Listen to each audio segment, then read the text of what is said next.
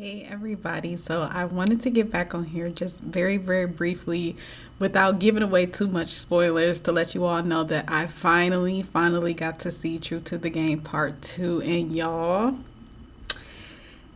it was everything that individuals in comment sections have been saying it was. It was great.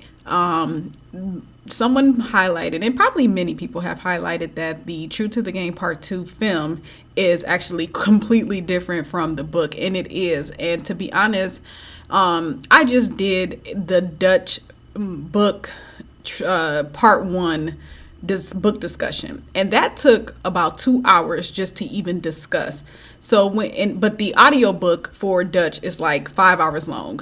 True to the Game is no exception. So when you think about all the content that the creator would have had to attempt to lump in from the book in order to stay true to the book, and keep it at an hour and a half, it just seems almost impossible. Or at whatever, however long the film was, it just seems almost impossible. So especially if you try to condense it to that time.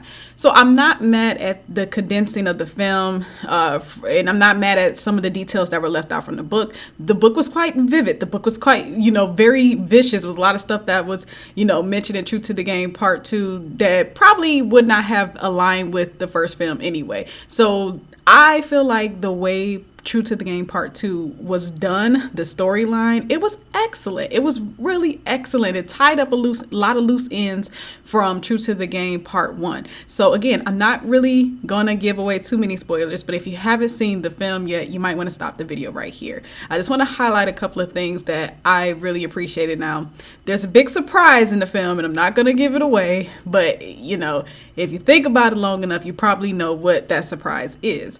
So with that being said, one of the things that I really liked it to see was the glow up of the characters, to see them from what they were or how they looked in True to the Game Part 1 to how they are in True to the Game Part 2, specifically Gina, who seems to be, to me, she still is the same Gina, but she's a lot more worldly, and she's got herself together. She's doing some things. She's in school, or she finished school rather, and she has her career going.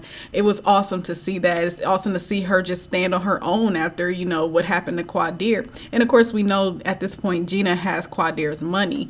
So it was really great to see her glow up. Andra Fuller, the character that played Jarrell, I thought he did a great job with assisting with being one of the main characters of this film. To me, his role as Jarrell was very believable. And, many of us wondered, well, with the way the book is set up, Jarrell ends up with Gina in the second book. But how is that possible if in True to the Game Part 1 film, we saw Jarrell, Gina saw Jarrell kill Quadir? Well, that is explained in True to the Game Part 2. So I think it's really cool that they recognized that that would be an issue, and they cleared that up in True to the Game Part 2 to make it even more believable. So I gotta tell you all, I was not disappointed. I did not even feel like the story was rushed. Well, okay, I kind of felt like it was a little bit towards the end, and that was when Jarrell and Gina finally met up together. I felt like that was something that should have transpired a lot earlier in the film so that it wouldn't seem so rushed towards the end. But even still, like I said, the way they did it though, it still made sense. Even though it was slightly rushed at the end, it's just still made sense. And the best thing ever about this film, and I'm gonna leave it at that, and all the actors did their things. Let me put that out there. You had surprise actors that we don't even see in the trailer. They did their thing. Some of these ones we see in the trailer, we thinking they're gonna be in the film throughout the entire film, and they're actually not. So that's another interesting thing. Little Mama, you probably seen her in the trailer. I apologize, I don't know her real name, but her too, she did her thing, and she always does her thing as an actress. She was in that film with Lance Gross. I can't remember the name of it. I don't even know if it was a Lifetime film.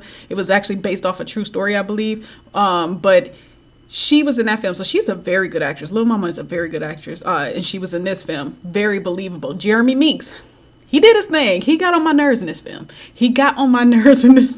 And he did his thing as this character. He really did a great job as this character. So a lot of the actors and actresses that were in this film, Vivica Fox, she did her thing as well as always, y'all.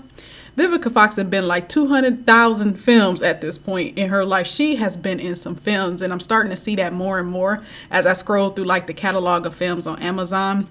That woman is a hard-working woman. She has been in a ton of films. She does not discriminate. She didn't have various kind of roles.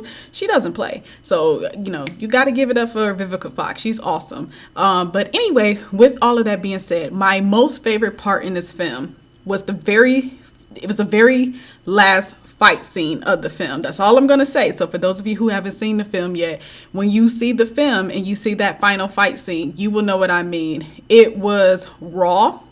Okay. It was, in my opinion, very raw, very realistic.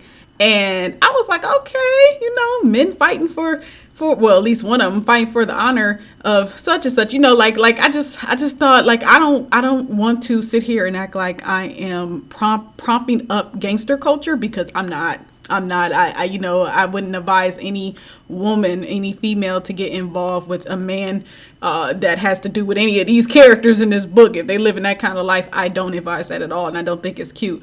However, I would just like to say the fight scene at the end had me going, woo, it was like, woo, because I don't know, as a woman, I guess it's just that seeing and knowing that, the man in your life will protect you and go to battle for you if he has to, not because you put him in that situation or because he put himself in that situation, but if someone is coming to threaten your honor or they're physically trying to harm you, he has no issue with stepping in and fighting for you so that you don't have to. He steps up and be the man without question, without asking for permission. He does it. So that, to me, is why I love that scene towards the end. And let me just say, shout out to the producer, Manny Haley.